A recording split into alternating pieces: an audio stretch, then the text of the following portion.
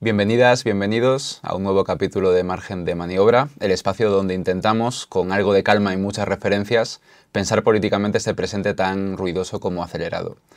Hoy nos detenemos en una conversación que se ha vuelto en los últimos años un imperativo social y político, la salud mental.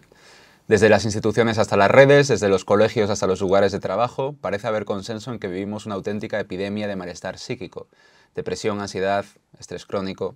Las cifras se disparan. Se estima que más de 400 millones de personas sufren depresión en el mundo, con un aumento del 20% en apenas una década. Y la respuesta predominante ha sido clara. Más psicólogos, más recursos, más psicofármacos. Pero, ¿y si ese consenso ocultara algo más profundo? ¿Y si el problema no fuera solo individual, sino también estructural? ¿Y si el malestar no fuera una disfunción que hay que corregir, sino un síntoma que revela el funcionamiento ordinario de un sistema que nos enferma? Podríamos incluso preguntarlo así. ¿Estamos realmente ante una crisis de salud mental? ¿O más bien ante una crisis o una policrisis, como dicen algunos, que afecta a la salud mental? No es lo mismo que la salud mental esté en crisis, a que la salud mental sea el espejo donde se refleja una crisis mucho más amplia, ecológica, económica, social, vital. Quizá el neoliberalismo haya entrado en crisis como teoría del Estado o como paradigma económico, pero sigue muy vivo en el plano de las subjetividades. Seguimos viviendo en el mundo de la hiperproductividad, de la competencia permanente, de la inseguridad vital como norma, un mundo donde la precariedad es constante, los vínculos se erosionan y la lógica del mercado coloniza cada rincón de la existencia. ¿Cómo no íbamos a estar mal? Plantear que la salud mental tiene raíces sociales y políticas no es negar el sufrimiento individual ni las herramientas clínicas para acompañarlo. Es más bien ampliar el foco. Entender que no basta con psicologizar los síntomas, que hay que politizar también el diagnóstico. Que no se trata solo de adaptarse mejor al entorno, sino de cuestionar las condiciones materiales que lo hacen inhabitable. Porque no, la tristeza no siempre es un desajuste químico. A veces es una reacción sensata, incluso lúcida, ante una vida que no deja espacio para el deseo. Esto no significa que las enfermedades mentales sean falsas ni que carezcan de base biológica, significa preguntarnos qué las causa y quién se beneficia también de reducirlas a un problema individual. Lo decía con una metáfora muy clara Danielle Carr, la profesora de la Universidad de California, Los Ángeles. Si alguien atropella a una multitud, lo sensato no es declarar una epidemia de síndrome del atropellado y buscar la mutación genética que lo explique. Hay que atender, por supuesto, a quienes han sido arrollados. Pero lo fundamental es esto, hay que detener al conductor. Eso es lo que nos proponen muchas investigadoras en salud pública cuando hablan de determinantes sociales de la salud. En enfermedades como la diabetes o la hipertensión, ya nadie discute que el cuerpo individual es solo una parte de la ecuación. Tratar la raíz del problema exige transformar el entorno, la alimentación, el acceso a los cuidados, el tiempo de vida. ¿Y por qué nos cuesta tanto decir lo mismo sobre el sufrimiento psíquico? Como si en el caso del malestar mental no hubiera nadie al volante. Lo decía muy bien Javier Padilla y Marta Carmona en su libro Malestamos. No se trata de elegir entre acudir al psicólogo o afiliarse a un sindicato, es una falsa dicotomía, necesitamos ambos. Y de eso venimos a hablar hoy con quien probablemente mejor encarne esa mirada compleja y comprometida, Belén González Callado, psiquiatra y actual comisionada de salud mental del Ministerio de Sanidad, pero no solo. Belén ha estado implicada durante muchos años en el movimiento asociativo de salud mental, ha sido incluso presidenta de la Asociación Madrileña de Salud Mental, ha cursado también un máster en estudios feministas en la Universidad Complutense y participó, entre otras cosas, como experta en la Comisión del Ministerio de Trabajo y Economía Social que abordó la relación entre salud mental y precariedad laboral. ¿Cómo estás, Belén?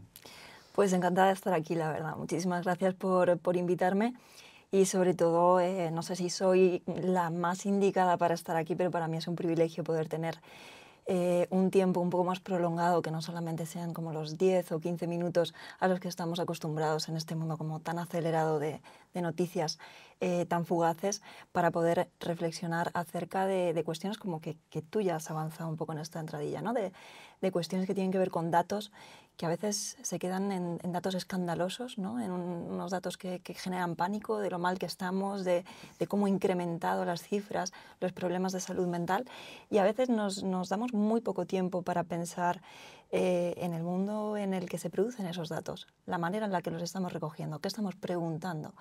Si nos quedamos solamente en el dato y no generamos preguntas acerca de qué es lo que estamos viendo, vamos a seguir sin entender nada. Y yo creo que ahora mismo la población, la ciudadanía, tiene ganas. O sea, estamos en un momento en el que tenemos ganas de escuchar ya como reflexiones más profundas acerca de qué es lo que está pasando en salud mental, más allá de poder decir, Dios mío, está todo fatal, ¿no? Más allá de ese fatal, más allá de esos datos muchas veces escabrosos, pensar qué contexto se está dando, en qué cultura vivimos, qué tiene que ver si estos datos reales que estamos recogiendo corresponden a una realidad o es una realidad que nosotros estamos construyendo y por eso los datos son como son. Entonces, te agradezco muchísimo esta oportunidad para poder reflexionar sobre todo eso. Por eso mismo, para ir más allá de los datos, quería comenzar con algo más de fondo, ¿no? Como nos gusta hacer en este programa. Te lanzo una primera pregunta que recoge dos intuiciones.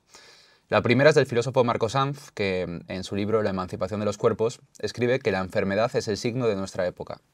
Habla de un concepto que acuñó como la condición de enfermabilidad. Es decir, que podemos no estar enfermos, pero ya no podemos no poder enfermar. Podríamos trasladarlo fácilmente al ámbito, ¿no?, de la salud mental. Y la segunda intuición es de Alicia Valdés, en su reciente ensayo Políticas del malestar, que recomiendo además encarecidamente, y formula una idea poderosa que ya has avanzado, que ese malestar ya no es una excepción, sino la consecuencia lógica del funcionamiento normal, ¿no?, del capitalismo tardío. Así que te planteo directamente, te pregunto directamente, ¿es el malestar el verdadero zeitgeist, el verdadero espíritu de época? Bueno, me parece una pregunta fuerte para empezar. No, O sea, fuera caretas. Ya sabemos que esto va a ser un reto. Fuera caretas. Veníamos a ello, vamos a intentar estar a la altura. Me parece además una pregunta fascinante, ¿no? Como para poder introducir el debate, y creo que podríamos estar 1 hora y media solamente discurriendo sobre esto, ¿no? Sobre la cuestión del enfermar en nuestra época, de si ha habido otras épocas en las que el enfermar fuera parecido a lo que estamos viviendo ahora. Precisamente, ¿no?, con respecto a salud mental, este enfermar se extiende también a otras patologías, ¿eh? Normalmente lo que hablamos de salud mental a veces lo concebimos como una cosa muy específica del campo, pero si miramos y extendemos un poco la mirada hacia otros campos de la medicina, no es muy distinto, ¿eh? Puede tener muchas equivalencias. Y en esto, ¿no?, esta concepción del enfermar, del estar enfermo, del sentirnos enfermos de forma casi constante, ¿no?, de que cualquier cosa pueda hacer pasar el umbral del estar sano al estar enfermo, ¿no?, de esta poca población que nos queda ya sana, digamos, ¿no? Es que si no es una cosa es la otra, y si no es un principio de no sé qué, y si no vamos a hacer una detección precoz para ver si encontramos la sospecha de enfermedad antes de que se produzcan los síntomas. O sea, hay una especie de fascinación con todo lo que tiene que ver la salud y la enfermedad. Y paradójicamente, creo que tiene que ver con una especie de principio inverso, que sería que estamos muy obsesionados con la salud, es decir, con estar completamente sanos. Y como el estar completamente sanos se ha vuelto, no es que se haya vuelto, es que estar completamente sanos es el estado más excepcional que hay en la vida. O sea, la enfermedad, la fragilidad, la lesión forman parte de la vida y forman parte del transcurso de las vidas. Es muy difícil atravesar una vida sin tener enfermedad, igual que es imposible atravesar una vida sin tener duelos, sin tener tristezas. Entonces, en este paradigma en el que la salud está absolutamente en el centro y es una cosa tan pequeñita a la que prácticamente nadie tenemos acceso, pero todos estamos obsesionados con tener esa salud, cualquier otra cosa que salga de ahí la concebimos como enfermedad y nos hace sentir enfermos, de manera que estamos efectivamente en una sociedad como o patológica bajo esos parámetros o patologizada, porque al fin y al cabo son parámetros culturales. Si nosotros ponemos la línea en lugar de decir que la salud son el absoluto estado de funcionamiento en el que uno satisface está satisfecho a nivel psíquico, físico, etc. Si en lugar de eso hacemos una quizás definición de salud un poco menos exigente, ¿no? Por ejemplo, me acuerdo de la definición que hacía de salud mental Freud. Freud decía que la salud mental era la capacidad de amar y trabajar. Y a mí me gusta mucho esa definición porque trasladándola, o sea, no pegándonos a la literalidad, en realidad de lo que habla es de la capacidad de amar, es decir, de establecer relaciones y vínculos con el entorno, con los que están cerca, con aquellos que no están tan cerca, ¿no? De establecer relaciones sociales y mantenerlas, y de trabajar, que es en realidad es como no trabajar, no tiene que ser un trabajo formal, puede ser una actividad productiva, sea la que sea. Si somos capaces de hacer esas dos cosas, Freud decía que a nivel de salud mental estábamos sanos. Entonces, quizás estamos siendo muy exigentes con este paradigma de salud y eso paradójicamente nos está haciendo a todos sentir mucho más enfermos. Y además nos mete en una lógica que es una racionalidad médica, de manera que la mayoría de cuestiones de nuestra vida cotidiana las estamos pensando a través de la dicotomía salud-enfermedad. Ahora han reducido su presencia muchas otras cuestiones, ¿no? Muchas otras variables en las que podemos medir la vida, en las que podemos, ejes a través de los que podemos ver la vida, y este eje de salud-enfermedad reina absolutamente sobre todas las cosas. Entonces esta racionalidad médica en que lo sanitario y la salud se colocan en el centro, al final hace que seamos autoconscientes constantemente y nos exploremos constantemente si estamos en esa salud que es casi inaccesible o si estamos en esa enfermedad. Pero conviene entender también de dónde viene este paradigma contemporáneo, cuáles son sus raíces y como solemos hacer aquí, pues la mirada larga que planteamos sobre los temas requiere también de una mirada histórica. Por eso creo que es interesante explorar el papel del discurso sobre salud mental bueno, a través de una crítica histórica del papel que ha desempeñado también la disciplina psiquiátrica, cómo se ha ido formando, cómo ha ido evolucionando. Me interesa también que incluyas esas cuñas sobre el psicoanálisis, así que podemos comenzar, ¿no?, desde muy atrás en la historia de la medicina, antes incluso de que existiera la psiquiatría como disciplina propiamente dicha. El sufrimiento mental, estoy hablando del Antiguo Egipto, de la Grecia hipocrática, se interpretaba como un castigo divino, una forma de desorden moral, ¿no? Como decía antes, en el Antiguo Egipto, por ejemplo, se hablaba de las alteraciones del alma o desequilibrios de los humores. Hipócrates planteaba incluso que los cambios climáticos en el clima podían afectar al ánimo, la salud, ¿no? Con Descartes, y voy muchos siglos hacia adelante, ¿no?, con Descartes y la modernidad mecanicista, el cuerpo pasa a ser entendido como una máquina, como un ensamblaje de piezas, ya se deja atrás esa idea del cuerpo como un organismo relacional. Y este enfoque abre la puerta, ¿no?, a tratar los trastornos del alma como problemas técnicos del cuerpo. Luego llega el siglo XIX, auge del capitalismo industrial, y ahí surge la necesidad de clasificar, de ordenar y también, si leemos a Foucault, de controlar, ¿no? Y ahí aparecen las nociones estadísticas, se crean propiamente dicho esos términos de lo normal y lo promedio, ¿no?, en los años 20 del siglo XIX. Y ahí es cuando la desviación respecto a lo que se considera la norma deja de ser una rareza y pasa a ser una patología, ¿no? También es lo que Foucault llamó el gran confinamiento, ¿no? Pues en la Europa moderna, en la Europa del siglo XIX, se encierra no solo a los considerados locos, que en la antigüedad tenían como un carácter también, ¿no?, como providente, ¿no?, se les asociaban como unas capacidades sobrenaturales, se encierran también pues, a los pobres, a las trabajadoras sexuales, a mendigos, a disidentes. A mujeres que no cumplían con el rol de la mujer tradicional también. Foucault, bueno, dice que el nexo en común entre todas esas figuras es la ociosidad, ¿no?, como la incapacidad de servir o de ser funcionales a un capitalismo de ser útil, ¿no?, a una sociedad capitalista. Efectivamente. Y ahí es cuando la locura se conceptualiza como una amenaza, ¿no?, al orden social. Y es ahí, a finales del siglo XIX, cuando la psiquiatría se institucionaliza, se crea, ¿no?, se consolida como una rama médica. Sí, efectivamente. A mí la verdad es que la historia de psiquiatría me parece de las cosas más interesantes que pueda haber y siempre le dedico mucho tiempo porque además, bueno, pues por las propias características de la profesión existen muchas equivalencias entre momentos en los que, por ejemplo, el surgimiento de la psiquiatría, como bien dices, pasó del siglo XVIII al siglo XIX, cuando aparece ahí la profesión y se institucionaliza, y de hecho el momento actual. O sea, estamos en unas sociedades culturalmente, salvando las distancias, que son relativamente parecidas y los fenómenos de salud mental están siendo relativamente parecidos. Y esto es bastante curioso, ¿no? Y ahondo un poco en lo que tú ya adelantabas.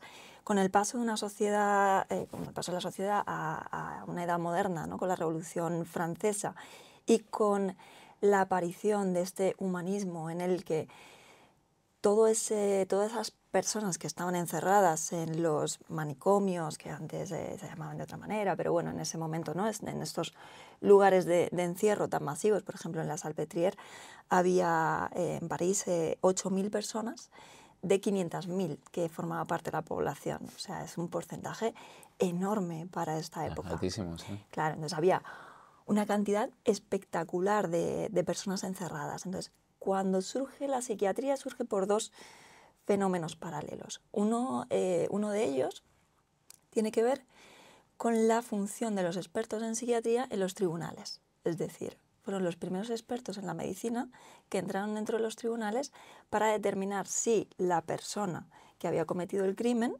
era responsable de ese crimen o no, o si tenía una enajenación mental que había provocado que cometiera el delito y no lo había hecho con su voluntad. De manera que eso le exculpaba. Esto surge también, ¿no?, como a raíz de la Revolución Francesa y de la intención de generar una sociedad y una ciudadanía con unas normas justas, con un orden que diera lugar a un progreso, ¿no?, en esta idea del progreso. Y en esta misma idea es en la que surge también la psiquiatría. La psiquiatría no surge para, ¿no?, por decirlo así un poco, para vigilar y castigar.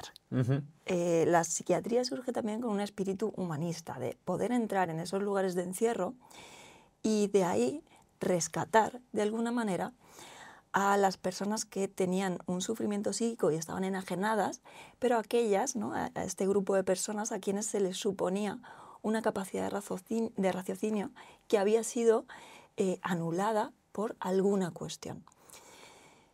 Con la cultura burguesa, lo que ocurre es que se empieza a ver una moral definida, burguesa, ¿no?, una serie de comportamientos que eran los determinados como normales, los que tenían que ser, los que debían ser, los que iban a llevar a la ciudadanía hacia un progreso, y había una serie de comportamientos desviados que había que reprimir o que había que ordenar. En la cuestión de la salud mental y del loco, ¿no?, en aquel momento, lo que ocurre es que hay una serie de profesionales que se interesan por, de una manera burguesa y probablemente errónea, ¿no?, el tratamiento moral, por eso se llama el tratamiento moral, porque era el de la moral burguesa, a través de este tratamiento y de forzar una serie de conductas, pero que eran conductas, que eran unas intervenciones relativamente humanas en ese tiempo, para donde estábamos, para donde veníamos, ¿no? Que tenían que estándares básicos de humanidad. Claro, entiendo, ¿no? pero que tenían que ver con la conversación, que tenían que ver con otorgar una dignidad a la persona para poder rescatar a ese ciudadano que estaba debajo del loco, ¿no? Todo loco encubría a un ciudadano que tenía la capacidad de restablecer su capacidad para comportarse de manera ajustada a la moral burguesa y entonces volver a formar parte de la ciudadanía productiva.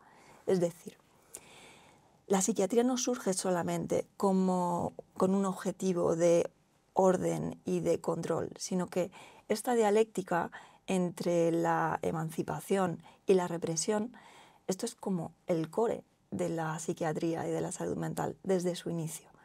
Desde el principio de los tiempos ha tenido una función de ordenación y dependiendo de la cultura en la que se viera inmersa, ese orden ha tenido unas características u otras, pero por otra parte siempre ha tenido también una intención emancipadora, una intención curativa, ¿no?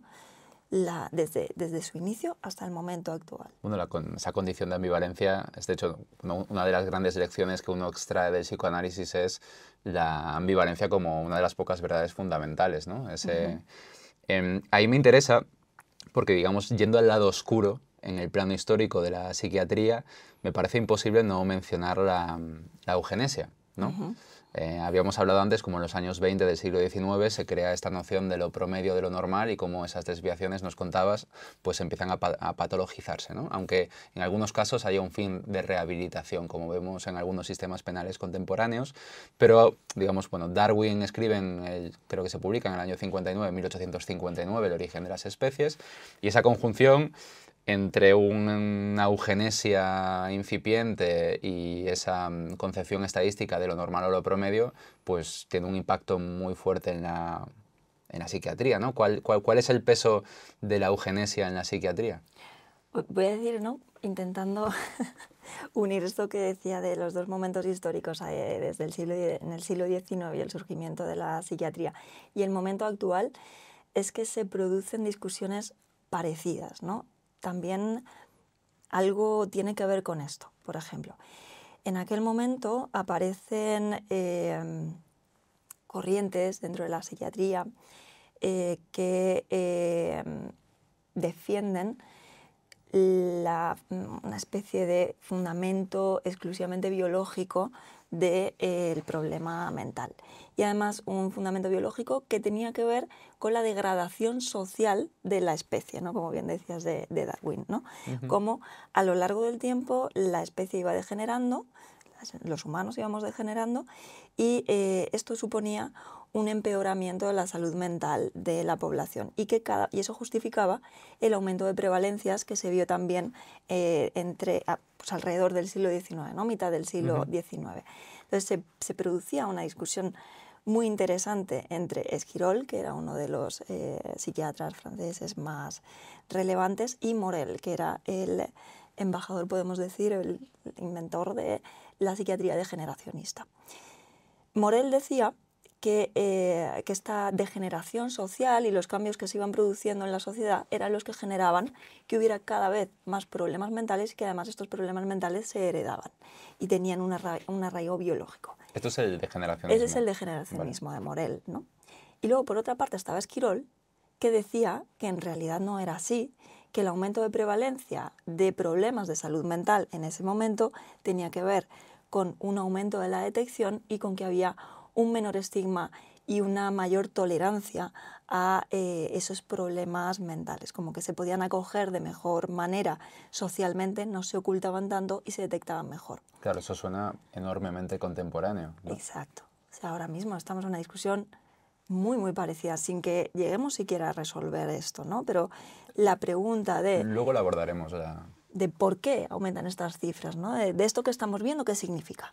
¿Esto significa que está aumentando la prevalencia o esto significa que estamos detectando más o esto significa que hay más gente que se identifica con esto, ¿no? Y me parece una pregunta muy pertinente que tiene que ver también con este otro momento de fascinación y de puesta en la discusión colectiva de la salud mental, porque ahí en el siglo XIX, igual esto nos sorprende, pero la salud mental era una discusión muy frecuente en periódicos, en folletines, se hablaba mucho de salud mental, de frenología, de intervenciones. Explica si quieres lo que es la frenología, que no todo el mundo Bueno, se relaciona un poco con esto. Es verdad que tampoco fue una corriente muy oficial, pero sí que estaba vinculada al degeneracionismo y tenía que ver como con estos estigmas que podíamos encontrar en el cráneo o en el cerebro de las personas con problemas de salud mental y sin problemas de salud mental también, ¿no? que definían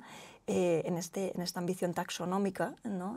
Que definían quiénes tenían más capacidad mental, menos capacidad mental o tenían directamente un trastorno mental. Y en las tesis más racistas o más que derivaron en la eugenesia, quienes directamente tenían, ¿no? eran inferiores a otros con estos parámetros. Si no recuerdo mal, ahora mismo no logro traer a colación el nombre del inventor de la frenología, pero esta idea surge, ¿no? de la observación de que sus compañeros de aula, aquellos que tenían las frentes más amplias, eran los más inteligentes o algo similar, ¿no? Y de ahí se deriva toda una pseudociencia que tiene un impacto importante en la psiquiatría. Sí, tiene, o sea, además, bueno, pues tampoco sorprenderá a nadie, pero lo que se hizo fue adecuar las tesis sociales que había, las tesis racistas, sociales y las tesis machistas que había en aquel momento, a aquello que era, pues efectivamente, ¿no? una pseudociencia. Pues las mujeres tenían un cráneo más pequeño, una zona frontal también más pequeña, o las personas afroamericanas también las tenían, o ¿no? Personas de cualquier otra raza que en aquel momento fue una cuestión, ¿no? Que hablábamos de la eugenesia, pues derivó en ello. También tenían como una serie de estigmas que justo eran los que determinaban que fueran inferiores. Con lo cual, sí, a lo largo de la historia, la psiquiatría en diferentes culturas y en diferentes contextos, como es una disciplina que está a caballo entre lo social, lo cultural, lo filosófico y lo médico, tiene la legitimidad de lo médico para actuar sobre el resto de cuestiones sociales, culturales, etc. De manera que en muchas ocasiones se ha utilizado esa legitimidad médica para poder ratificar ideologías que quizás no eran las más respetuosas o con las que ahora desde luego no estaríamos de acuerdo. Claro, como fuerza ideológica, en un sentido althusseriano incluso, la psiquiatría tiene, bueno, unos medios muy potentes, ¿no? para hacer pasar por verdadero pues, cuestiones que no lo son, ni mucho menos. Y quería preguntarte a este respecto, claro, me surge la pregunta, en esta historia que estamos así trazando un poco con brocha gorda, ¿cómo surge y cuál es el impacto del surgimiento del psicoanálisis? Bueno, yo creo que el psicoanálisis fue un cambio radical y trajo trajo muchos beneficios y un marco nuevo desde el que pensar la salud mental, tanto a nivel individual como a nivel colectivo, ¿no? Este descubrimiento, entre comillas, del inconsciente, del deseo, de cómo había otra posible forma de entender los problemas de salud mental o los síntomas que se producían que tenían que ver más con el conflicto del deseo, con el conflicto con el inconsciente, yo creo que humanizó también esta salud mental y en aquel momento psiquiatría, ¿no? O neuropsiquiatría. Entonces yo creo que fue un acierto y fue una suerte. Luego, dentro de las propias teorías que se desarrollan del psicoanálisis, bueno, pues son hijas de su tiempo. Entonces hay mucho que criticar también ahí al psicoanálisis, ¿no? Este concepto de histeria que ha ido arrastrando y que en su propio nacimiento lleva un germen del patriarcado, ¿no? De no poder entender a las mujeres más allá que como una especie de alguna manera farsantes, ¿no? Cuando mostraban su malestar y sobre todo cuando ese malestar tenía que ver con la sexualidad o con los derechos reproductivos o con cuestiones que, bueno, decíamos antes, ¿no? El psicoanálisis también tiene esto. Decíamos antes que había una función de la psiquiatría que había venido a ordenar y a legitimar un orden social. Bueno, pues específicamente la histeria también viene a legitimar un modelo de feminidad que no podía salirse de unos parámetros muy concretos y que de alguna manera podía utilizarse para reprimir las conductas disruptivas de las mujeres cuando no cumplían con ese estereotipo femenino de el rol de madre en casa, en el espacio privado, etc. Sí, hablamos, como antes hablábamos de la condición ambivalente, hoy vemos como bueno, en las últimas décadas ha habido numerosas autoras feministas que han recuperado pues, aspectos importantes de la teoría psicoanalítica para pues, plantear, como digo, opciones. Pienso en Betkovich y en otras autoras que recuperan, ¿no? Pues estos grandes elementos del psicoanálisis para propósitos, digamos, feministas, emancipadores. Bueno, la ambivalencia de la que hablábamos. Y partiendo una lanza en favor de Freud, durante una época, lo que Freud estaba, una de las cuestiones que le fascinaban, digamos, o le sorprendía muchísimo, era la cantidad de relatos de mujeres que hablaban de agresiones sexuales en la infancia, agresiones sexuales por parte de familiares, de vecinos, de conocidos, sobre todo. No podían creerse, en aquel momento, no podían creerse el nivel de patología y de prevalencia que había de estos relatos. Y hubo un momento en el que Freud, él mismo, reclamó que, oye, igual esto no tiene que ver tanto con el inconsciente, con un conflicto, igual esto es así, o sea, igual está habiendo este nivel de agresiones sexuales hacia las mujeres. Pero sufrió tal descrédito por parte de toda la comunidad de iguales que en el último momento se echó para atrás y dijo, no, esto es el inconsciente de las mujeres que están fantaseando con estas agresiones sexuales que en realidad no han ocurrido, y esto es fruto, ¿no?, de que haya estos síntomas que llaman histeria, etc.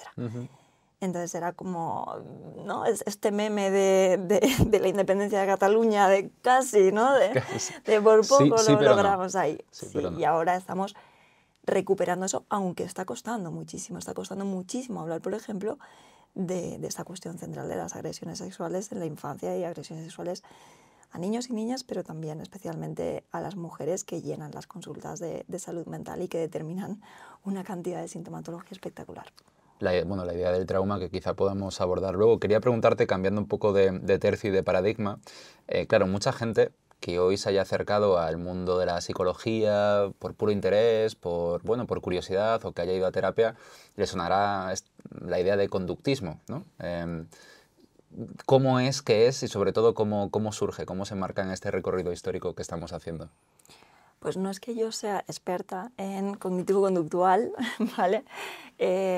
Porque, bueno, me he dedicado a nivel profesional a otras cuestiones y no es precisamente lo que más he estudiado, ¿no? Pero sí que es cierto que en un momento, o sea, la salud mental, la psiquiatría, la psicología ha tenido muchos momentos a lo largo de la historia en los que ha visto necesario legitimar su rol profesional. Y muchas veces esta legitimación del rol profesional en cada momento histórico ha pasado por una cosa. Pero generalmente casi siempre ha tenido que ver con la ciencia y el fundamento biológico de lo que estábamos haciendo, ¿no? Cuando hablamos de Morel y del degeneracionismo, había una cuestión que tenía que ver con que la población empezaba a cuestionar aquello de la medicina del alma. ¿Qué es eso, la medicina del alma? ¿No? En una imagen así como está la medicina del cerebro, la del corazón, la de, ¿no?, la endocrinología, pero esto, la medicina del alma, a mí esto me suena muy raro, ¿no? Entonces, los médicos del alma, los médicos de las pasiones, que durante un tiempo sí que tuvieron la legitimidad propia de hacer esta intervención sobre la moral, necesitaban encontrar un fundamento biológico para poder legitimar su propia intervención, ¿no? Para poder decir, oye, yo soy médico igual que el resto de médicos, aquí cada uno tiene su órgano y el mío no es el alma, porque el alma es una cosa un poco, ¿no?, regular de poder defender. Entonces lo mío es el cerebro o lo mío es una serie de lesiones craneales que podemos encontrar y tal. La cognitivo-conductual viene muchísimos años después, obviamente, y sin, afortunadamente, ese regusto de eugenesia, viene a legitimar también a través de la evidencia científica las intervenciones psicológicas. Las intervenciones psicológicas son intervenciones que tienen mucha inespecificidad, que sabemos que tienen un efecto, pero que ese efecto está mucho más relacionado con el vínculo, la escucha, la mirada, el acompañamiento. Claro, a ver cómo mides esas cosas con la evidencia científica, pues no es fácil.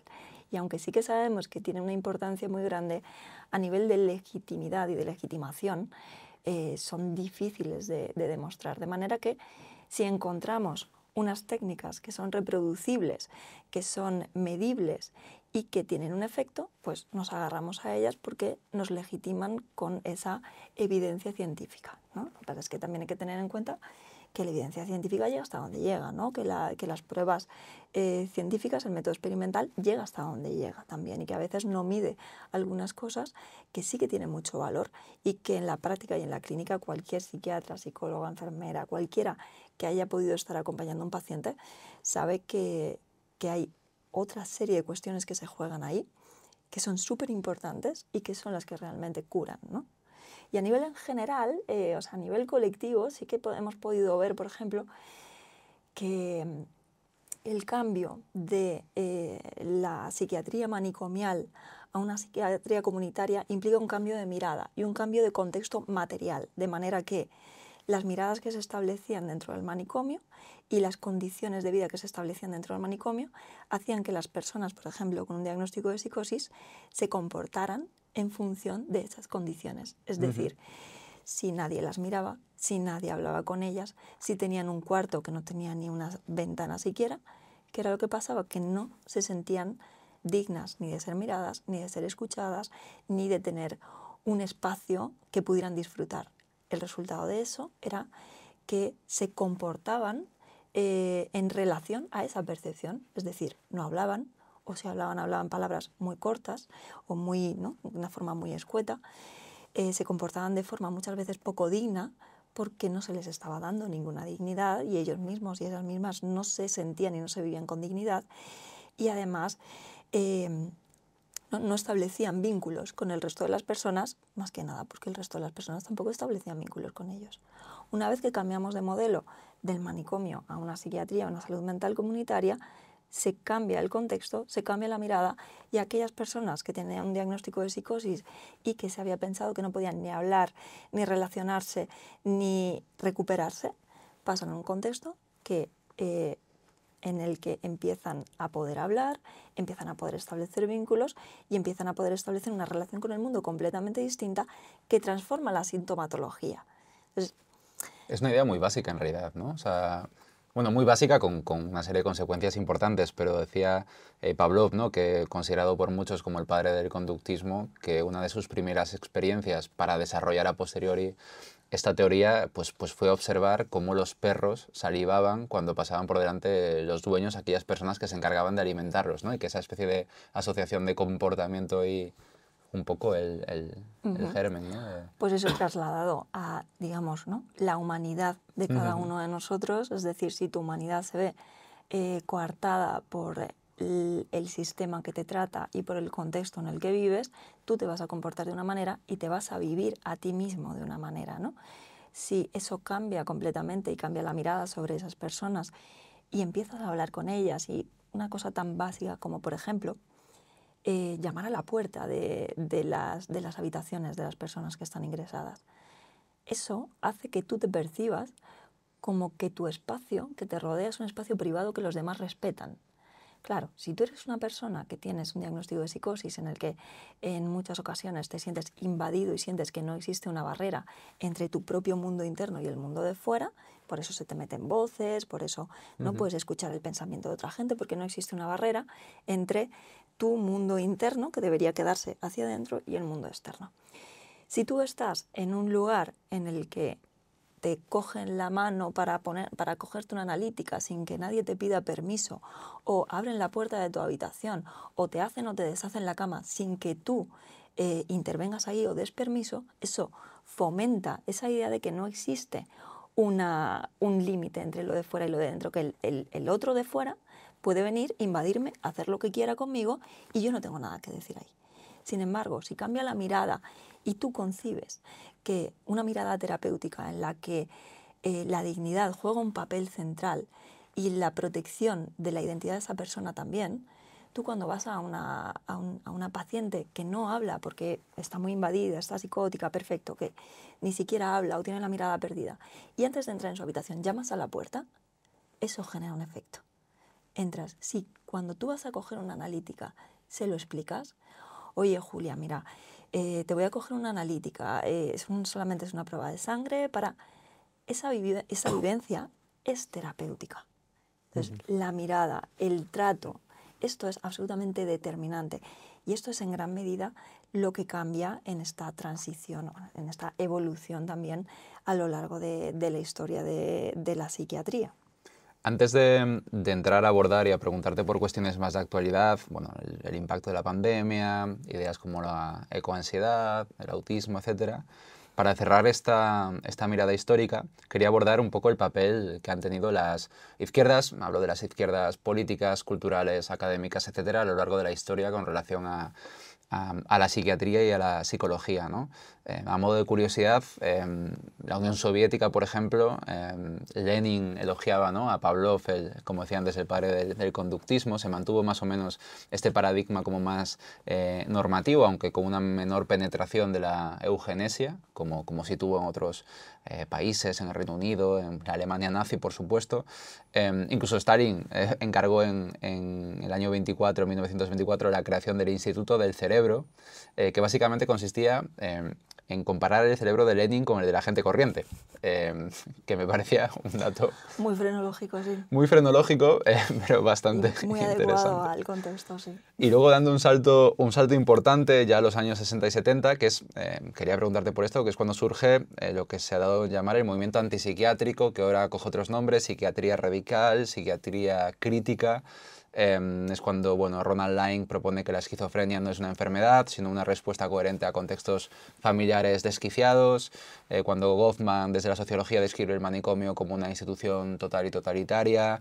Incluso desde posiciones de derecha o libertarias, Thomas Szasz declara que la enfermedad mental es un mito, ¿no? en un artículo del año 1960. Por decir otros nombres a aquellas personas interesadas en ahondar en estas cuestiones, Franco Basaglia, desde Trieste, lanza una crítica antifascista, ¿no? Pues no niega la existencia del sufrimiento, pero denuncia lo que decías tú, esa gestión represiva. Frantz Fanon, desde una antipsiquiatría que podríamos llamar anticolonial, pues vincula precisamente la locura con la opresión que se da en esas sociedades coloniales. Está también el colectivo socialista de pacientes en Alemania Occidental, cuyo texto fundacional recomiendo mucho porque es curioso y da buena cuenta de cuál era el momento histórico, porque leía y cito textualmente que la enfermedad es condición previa y resultado de las relaciones de producción capitalista, que la enfermedad es una fuerza productiva para el capital y que la enfermedad es la única forma en que la vida en el capitalismo es posible. Pero hay una parte ambivalente por la que también quería preguntarte en este movimiento antipsiquiátrico o críticas que se han formulado ahora ya con cierta distancia histórica, pues que su crítica al encierro psiquiátrico facilitó el cierre de instituciones, de manicomios, etc., pero que muchas veces no vino acompañada de ofrecer o de lograr que se plantease una alternativa pública robusta. Y como muestra Ann Parsons, una historiadora, en un trabajo muy interesante, tras el cierre de hospitales mentales de este tipo, aumenta de manera exponencial el sistema penitenciario, es decir, que mucha gente pasa de un encierro a otro. Quería preguntarte, ¿qué es la antipsiquiatría? ¿Cuáles son sus fundamentos? ¿En qué consisten? Y me reservo la parte de qué fórmulas o posibilidades de psiquiatría radical hay hoy en día para el final del programa. Genial. Pues a ver, la antipsiquiatría en realidad no es una cosa, son muchísimas cosas. Entonces este término, que además es bastante... Una etiqueta conflictiva, ¿no? Sí, es una etiqueta sobre todo confusa, porque no todas las corrientes que se engloban o que se han ido englobando dentro de la antipsiquiatría a nivel histórico, que no formaban parte en aquel momento, que no estaban asociadas, tienen la intención como de una antipsiquiatría, como de destruir la psiquiatría o de acabar con la psiquiatría. No era ese el enfoque. Algunas de ellas, las más radicales, sí, pero no todas en absoluto. De hecho, por ejemplo, ¿no? Como decías, Franco Basaglia y Franca Basaglia, ambos dos lideraron el movimiento de psiquiatría democrática, es decir, se mantenía la psiquiatría, se mantenía una forma de cuidados que tenía que ver con la asistencia a la persona con sufrimiento psíquico, pero en unos parámetros de democracia, en los que la persona con sufrimiento tenía que ser escuchada y su voluntad tenía que ser tenida en cuenta, cosa que no estaba ocurriendo hasta ese momento. De manera que las distintas corrientes que se engloban posteriormente en esta cosa de la antipsiquiatría tenían en común que eran corrientes críticas con la psiquiatría de aquel momento. Y tenía sentido que hubiera una crítica a la psiquiatría de aquel momento, porque era una psiquiatría del encierro, era una psiquiatría, ¿no? como te estaba contando antes, que tenía más que ver con meter a gente en cuartos y que no hiciera mucho ruido y, ¿no? y liberarnos de esa carga social y dejarla apartada en la exclusión y con un estigma muy, muy elevado y sin apenas intervenciones que tuvieran consideración que consideran a esas personas ciudadanas y ciudadanos, y era necesario la transición de ese modelo a otro modelo. Estamos hablando de los años 60 y 70, es que no estamos hablando tampoco de hace muchísimo tiempo, es que era el momento ya de poder cambiar las maneras, el modelo de salud mental que teníamos. ¿Qué es lo que pasa con las corrientes? Específicamente las más radicales de la antipsiquiatría o de la psiquiatría crítica, las que abogan por la destrucción absoluta de las instituciones. Bueno, Pues que de la misma manera que corremos el riesgo de que nos pase ahora, a veces se hace un ejercicio teórico que es súper valioso, o sea que para pensar y para establecer nuevos marcos a los que aproximarnos es súper valioso, pero que luego aterrizado en la realidad tiene una complejidad distinta. Es decir, los principios de la psiquiatría clínica, de la psiquiatría crítica en abstracto, en teórico, eran inapelables.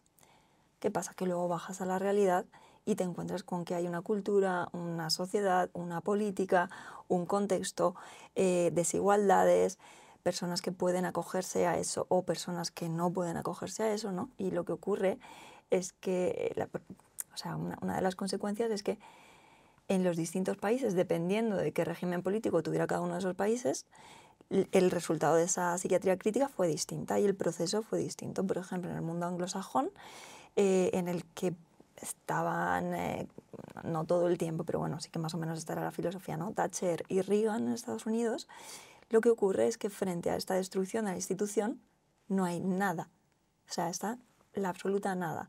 Y además son países que culturalmente no mantienen unos vínculos y unas relaciones familiares, unas relaciones colectivas y unas relaciones comunitarias muy fuertes, de manera que las personas que estaban dentro de esas instituciones y que normalmente tenían un sufrimiento psíquico muy, muy elevado, o que por el tiempo que llevaban en la institución habían sufrido una institucionalización, es decir, una dificultad extrema para poder adaptarse a otro contexto que no fuera la propia institución, esas personas quedan un poco en el vacío y con una serie de comportamientos disruptivos que al final conducen a que sean institucionalizadas en otros lugares o bien queden en situación de calle. Esta transinstitucionalización ocurre sobre todo en Estados Unidos precisamente por esta cuestión. Sin embargo, en otros países como Italia, donde sí que se hace una ley, ¿no?, para prohibir los manicomios, se hace una ley, pero se hace a la vez una red de salud mental alternativa que pueda respetar esta ideología de la psiquiatría democrática. En España, por ejemplo, el movimiento tiene otras características, porque acá estábamos saliendo del franquismo, y lo que ocurre es que son unas luchas que yo creo que vale la pena que podamos tenerse en la cabeza también como ejemplo. Son unas luchas en las que se aunan los trabajadores y trabajadoras de salud mental con unas reclamaciones laborales de que quieren trabajar bien bajo condiciones dignas y que no quieren ser carceleros y carceleras, que quieren hacer salud mental. Se aunan a las reclamaciones en primera persona de los usuarios y usuarias que estaban en los manicomios en esos momentos y a la de los familiares. Entonces se produce un caldo de cultivo perfecto para que esa alianza de las tres bandas que eran principales en lo que tiene que ver con la salud mental y con la psiquiatría, en un contexto social y político de lucha, consiguen de una forma bastante eficaz, de una forma bastante armónica, digamos, cerrar los manicomios y construir una red de salud mental comunitaria, que es con la que contamos en nuestro país. Es decir, nosotros sí que tenemos, no se produce tanta transinstitucionalización en nuestro país, algo sí, pero no tanta, por dos cuestiones fundamentales. Uno, porque se crea la red de salud mental comunitaria alternativa a esa red de manicomios, y otra, porque somos un país que culturalmente es mediterráneo, que culturalmente las familias acogen mucho mejor y de una forma mucho más eficaz la diferencia, el sufrimiento y la necesidad, y dan respuesta a ella. De manera que se dirige la tendencia a una red estatal de atención a la salud mental, pero que ya no cuenta con los manicomios, o no cuenta mucho menos que antes, y una red familiar y comunitaria que es capaz de sostener la diferencia y que es capaz de acoger a esas personas que antes estaban en los manicomios. El momento en el que nos encontramos ahora, sin embargo, es muy distinto y tiene que ver con, ¿no?, ese es el momento intermedio, estamos hablando de los años 90, 2000, más o menos. Nos encontramos ahora en un momento de una desestructuración social y una falta de vínculo social y de cohesión muy grande. Las personas, y esto se ve en casi cualquier consulta de salud mental a la que atiendas, sobre todo cuando yo estaba en una localidad donde históricamente había un manicomio que se transformó, etc. Entonces hay todavía personas a las que atendemos que estaban antes en el manicomio. Lo que vemos es que las principales cuidadoras de esas personas son o las hermanas mayores o las madres. Cuando estas madres, que ya están mayores, van falleciendo, de repente nos encontramos con que ¿dónde está la comunidad que sostiene a estas personas, ¿no? Porque antes estaban el trabajo reproductivo de las madres, de las mujeres que se dedicaban a sostener a estas personas que habían salido del manicomio. Pero ahora, con la pérdida de esas mujeres o con la incorporación de las mujeres a un mercado laboral de una forma más eficaz, nos encontramos con una sociedad, con una comunidad más desestructurada porque no se ha protegido esa función, porque obviamente se ha negado, se ha ignorado, ha sido como, esto ya no es mi problema, si está en casa y está con su madre, perfecto, ya no es mi problema. Y además, también de forma paralela, estos centros de salud mental, que son la base, el eje principal de la atención a la salud mental, como son generalistas, como son poco tecnificados, como no tienen programas muy específicos, muy sofisticados, con mucha pompa y mucho nombre, no son hospitalarios, han perdido mucho prestigio. De una forma paralela a la atención primaria, ha ocurrido lo mismo. Ujú. La atención primaria, como es generalista, como es poco sofisticada, como está pegada a la comunidad, pierde prestigio. Lo mismo ocurre con los centros de salud mental. Y esos centros de salud mental son realmente quienes sostienen la atención a las personas con problemas de salud mental, que luego pueden tener refuerzos hospitalarios o de centros más específicos, pero son el eje y el corazón principal de nuestra red comunitaria de salud mental. Y si los perdemos, se cae toda la red, que es lo que estamos viendo ahora. Traías la discusión al presente y me parece muy oportuno porque quería preguntarte por la pandemia. Yo creo que es ya un lugar común, una especie de cliché, afirmar que el COVID ha funcionado como una suerte de detonante y acelerador del malestar, ¿no?, que hablábamos antes. Los datos, digamos, desde el punto de vista científico de las redes académicas están ahí, ¿no? Según The Lancet, solo en los primeros meses de confinamiento se registraron 53,2 millones de nuevos casos de depresión y 76,2 millones de casos adicionales de ansiedad a nivel global. Pues si vamos país por país, en Reino Unido, por ejemplo, las tasas de depresión, según un informe de la London School, se duplicaron en apenas 4 meses y al final de 2020 se consideraba que el nivel de malestar psicológico de la población británica prácticamente había alcanzado el umbral clínico de morbilidad psiquiátrica. Bueno, quería preguntarte, ¿qué significan realmente estas cifras? ¿Cuál es ¿Fue la pandemia un punto de inflexión histórico? Lo ha sido en muchos ámbitos, ¿no? Político sobre todo, ¿no? Pero también en el ámbito de malestar o de salud mental.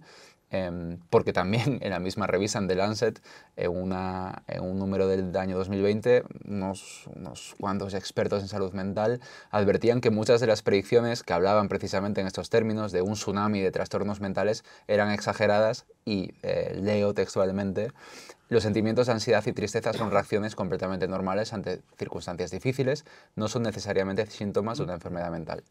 ¿Qué cambió la pandemia, si es que cambió algo? Cambió muchísimas cosas, o sea, cambió una cantidad ingente cambió la cultura en la que vivíamos, ¿no? Fue un impacto tan enorme y fue un sistema tan inconcebible en aquel momento que ocurrió, que bueno, cambió mucho la percepción sobre nosotros mismos y sobre las funciones de las instituciones, etc. Hablábamos antes de esta racionalidad médica, ¿no?, bajo la cual se dio en el paso del siglo XVIII al siglo XIX, porque la medicina se concibió en este higienismo, se concibió como la manera de organizar la sociedad más científica y mejor para lograr esa salud y que ese progreso de la sociedad siempre fuera por el camino de la norma moral y que no se desviara.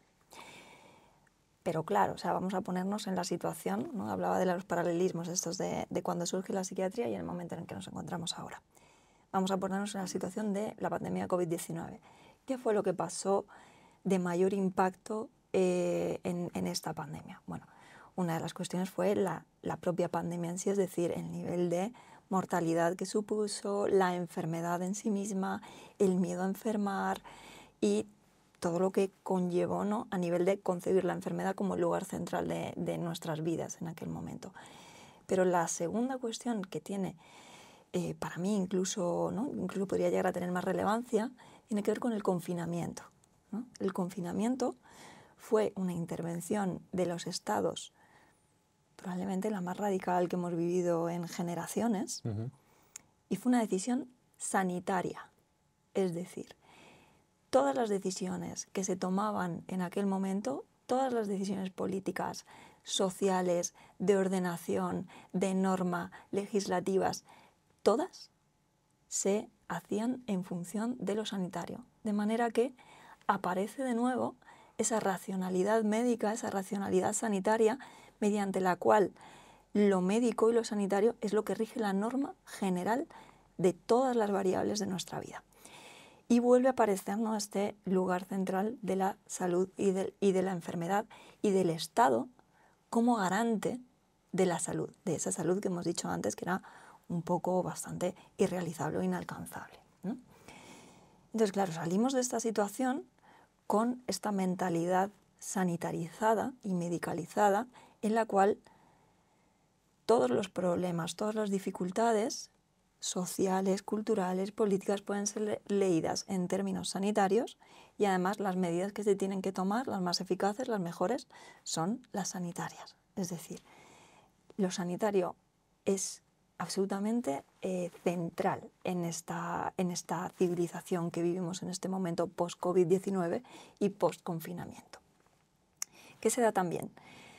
Que cuando se produce el confinamiento, durante todo ese periodo en el que estamos en mayor o menor medida encerrados, pero casi todo el mundo encerrado, hay un ejercicio de introspección.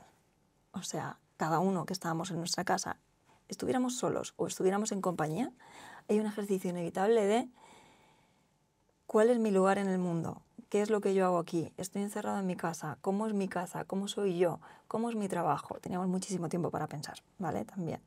¿Cómo son mis relaciones con los otros? ¿Mis relaciones con mi familia son buenas? ¿Mis relaciones con mis compañeros de piso son buenas? ¿Son malas? ¿Tiene que ver conmigo? ¿Tiene que ver con los demás? Se produce otra vez una centralización de lo yoico. O sea, una especie de conciencia, de hiperconciencia del self, ¿no? Del yo mismo. Esto igualmente se había producido durante la Ilustración y durante el Romanticismo, ¿no? En el que el yo, lo individual y lo que tiene que ver con uno mismo es lo principal y lo central. Si a eso sumamos esta racionalidad médica que lo organiza todo, que ahora concluimos en una palabra que es medicalización, ¿no? Y además añadimos todas estas profecías de, ¡buah! Ya verás la ola de salud mental que va a venir. Bueno, es que la cuarta ola, yo me acuerdo de los esquemas que se hacían, que era como la ola de fallecidos por COVID, la tal cual, y luego venía como la cuarta ola, pero una cuarta ola que era un tsunami. O sea, esto era como absolutamente demencial lo que veíamos allí en esa gráfica que tampoco tenía especial fundamento científico. Pero yo creo que se produjo también un fenómeno de hiperstición, ¿no? De el que todos en una disciplina tan vinculada a lo social y a lo cultural como es la psiquiatría y la salud mental, que todo el mundo pensara a la vez y que todos estuviéramos con un mismo discurso de vamos a ponernos fatal, va a haber un incremento espectacular de diagnósticos. Una profecía autocumplida. Una profecía autocumplida a nivel colectivo. Entonces, hay parte que también tiene que ver con eso. Es un problema con mucha complejidad, pero hay parte que tiene que ver con que si ha ocurrido algo muy impactante y que nos deja a todos como un poco tarará, si me miden en base a unos criterios que son los que tenemos para situaciones normales, la tristeza, pues es muy fácil que me salga depresión. Y si no me sale depresión, me sale riesgo depresivo, ¿no? O riesgo de estadios ansiedad. previos. Claro. Hablabas de medicalización, que es un término clave, y esto quería vincularlo con el papel que juegan los psicofármacos, ¿no? Que parecen tener cada vez un mayor peso en nuestras discusiones. O sea, me imagino que mucha de la gente que nos escucha pues consumirá algún tipo también de psicofármacos. También las cifras a ese respecto han aumentado considerablemente. Muchas veces se asume que funcionan porque corrigen algún fallo en el organismo, como si vinieran a reparar una avería concreta del cerebro, Pero claro, quizás su eficacia tenga más que ver con el efecto que inducen, pues tranquilidad, somnolencia, etcétera, etcétera, que con una acción específica sobre una supuesta disfunción. Y aquí un ejemplo que me pareció interesante: Joanna Moncrief tiene esta teoría de la psicofarmacología centrada en el fármaco, y viene a decir que los psicofármacos no actúan sobre una enfermedad concreta, sino que inducen un estado alterado del cuerpo, como el alcohol, por ejemplo, puede relajar a alguien tímido, ¿no? Y ayudarle a abrirse en determinadas situaciones sociales. Pero claro, eso no significa que la timidez se deba a una falta de alcohol, ni que esa copa o esa gin tónica haya resuelto la causa del problema. ¿Cuál es el papel de los psicofármacos y qué mirada crítica debemos tener sobre su uso? Pues o sea, me gusta mucho este ejemplo que has puesto, ¿no? Porque justamente, ¿no?, los fármacos que juegan un papel central y que han jugado un papel central a lo largo de la historia de la profesión y del tratamiento, los fármacos, lo que hay que hacer es poder narrarlos y poder leerlos desde otro lugar. O sea, no tienen nada especialmente malo si somos conscientes de lo que son. Y aquí me voy a poner como más papista que el Papa, ¿no? A mí, no, a veces nos acusan de ser poco cientificistas o apegarnos poco a los fármacos y a lo biológico. Pues aquí me voy a poner más biologicista que el más biologicista, ¿vale? Por favor. Entonces, los psicofármacos, si los analizamos bioquímicamente, efectivamente es lo que hizo Joanna Moncrief. Son fármacos que no tienen una diana que tenga que ver con una enfermedad. Por eso los antidepresivos sirven para... O sea, se llaman antidepresivos porque no es que sean antidepresivos, es que eso es un nombre trampa, es que es tan burdo que hasta por propia intuición deberíamos poder deducirlo. Pero estos antidepresivos, los inhibidores de la recaptación de la serotonina, igual pueden valer para una situación depresiva que para una obsesiva. ¿Tiene algo que ver una cosa con la otra? Pues seguramente, pues no.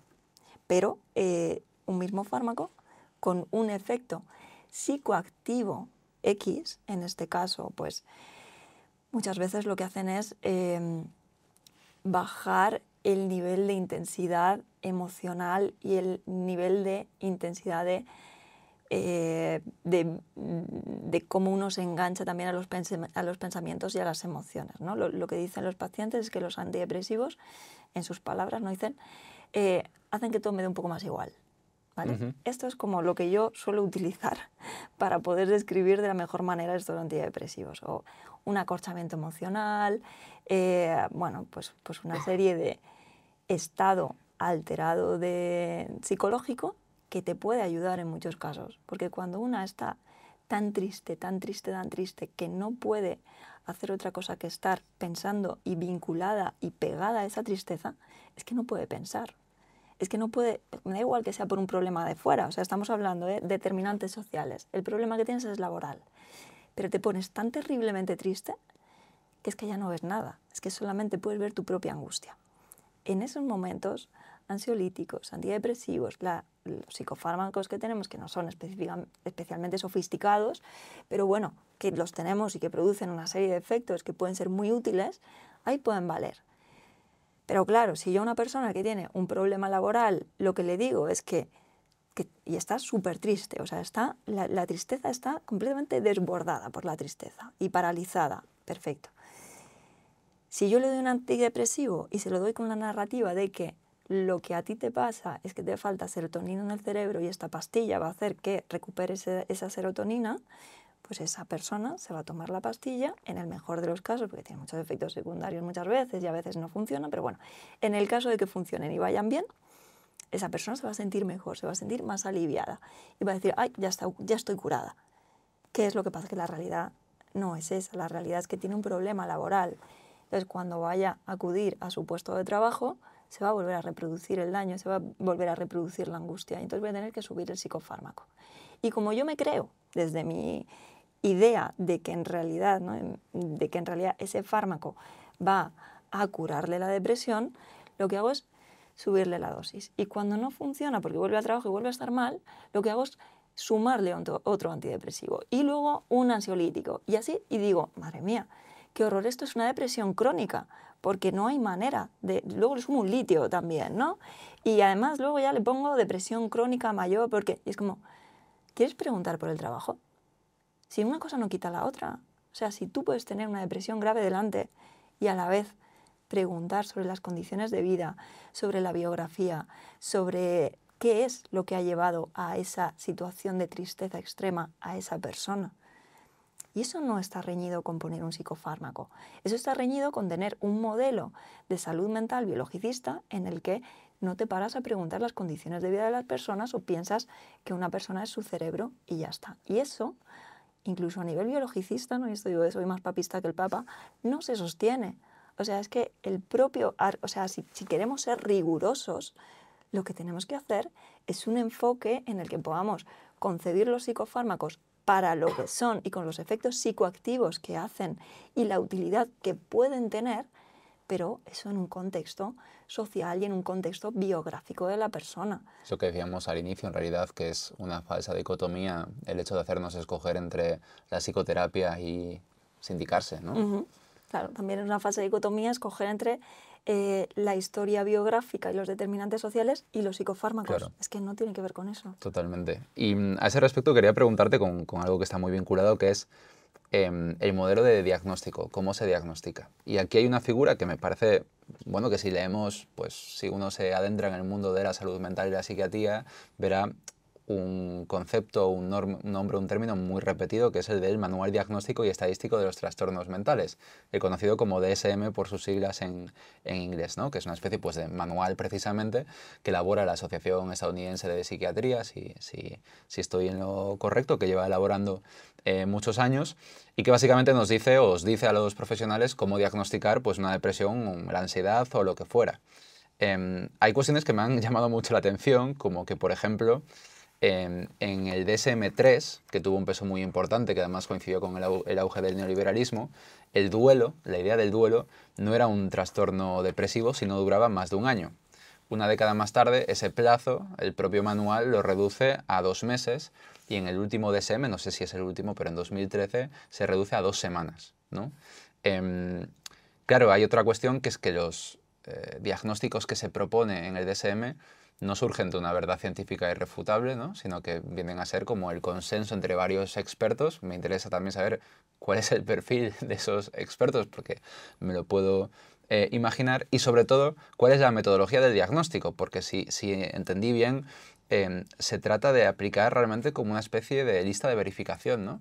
Un listado de síntomas, el profesional va haciendo check y de alguna manera se le asigna en función de cuántas casillas cumple el paciente una determinada función. Sí. Y claro, y eso tiene que ver también, perdona pero ¿cómo puede ser o cómo no es una paradoja absolutamente insostenible el hecho de que el chequeo de un mero listado sea en realidad el culmen del paradigma biologicista? Es decir, que el DSM viene a ser una biblia, ¿no?, del paradigma biologicista y en realidad tiene que ver con cumplimentar una serie de... Bueno, pues es que lo que decía, que los biologicistas igual son biologicistas pero poco rigurosos con el biologicismo. Entonces, efectivamente, puestos a ponernos como en su papel, ¿no? En este papel de, vale, vamos a dar por hecho que esto es biológico. Bueno, pues hazme una clasificación biológica. No se puede hacer una clasificación biológica porque no hay evidencia científica que sostenga una clasificación biológica de los trastornos mentales. Entonces nos inventamos... O sea, juntamos dos cosas que no tienen nada que ver, pero nada en absoluto, que tú lo has descrito bien. Los diagnósticos del DSM o de la CIE-10 son consensos de expertos que se basan en la agrupación de síntomas que suelen darse con cierta frecuencia agrupados y les ponemos un nombre para distintos objetivos. Uno de los objetivos es entendernos entre los profesionales. Es una lógica clasificatoria pura y dura, Ya ¿no? está, son clasificaciones. Entonces, uno de los objetivos es entendernos entre los profesionales. Otro de los objetivos, y como surge el DSM en este caso, que luego viene la CIE, como surge es para encontrar un precio por el que pagar el acto médico dependiendo de qué trastorno tenga uno, ¿no? De qué trastorno de salud mental o sea, esto tiene una utilidad en Estados Unidos, aquí no, que tenemos una sanidad pública.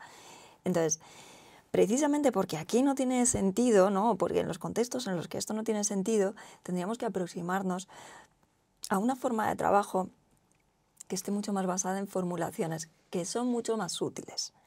¿Por qué? ¿Y qué es una formulación? Una formulación, como decía antes, una formulación no niega la vulnerabilidad de base de una persona, no niega el uso de psicofármacos, pero lo que hace la formulación es, en lugar de preguntarte qué diagnóstico tienes, es preguntarte qué te ha pasado, ¿vale? Y a partir de ahí construye una historia en la que le da sentido al sufrimiento de la persona. Y el sufrimiento va a ser el mismo y los síntomas van a ser los mismos, pero puedo entender qué estoy viendo, ¿no? Por ejemplo, voy a poner un ejemplo muy en primera persona. Yo cuando estaba en consulta, llevaba poquito tiempo en consulta y en mi centro muchas veces me decían, madre mía, qué mala suerte tienes, que todas las mujeres con violencia de género acaban en tu consulta. Es que tienes una cantidad de gente que va por problemas de violencia de género que no tiene nadie aquí. ¿Cómo puede ser, no? Que a ti te caigan todas. Y era como, no es que a mí me caigan todas, es que a las que tenían un diagnóstico de depresión crónica o a las que tenían un diagnóstico de distimia, las he rehistoriado. Y entonces ha aparecido esto, ha aparecido una historia de violencia de género, ha aparecido una historia de violencia sexual.